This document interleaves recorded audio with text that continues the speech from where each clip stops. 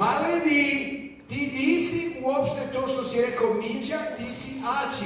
Ma ne, ja sam pisao sa moje strane kao što si. Ako si tako mislio da pročitamo, možemo da probamo. Ajde da pročitamo sa njegove strane. Kada se ovako čita obrnuto, onda stvarno ispada Mića. Ali da ti kažem, lepše ti je da se zoveš Aći. Zašto mi je lepše? Zato što sam, kako je bezobrazan, stalno mi ovo radi. Izbacuje mi slovo po slovo i to apsolutno nije u redu. Dakle, ako sam ja već Mića, lepo ti je da se zoveš Aći, to ti je lepo.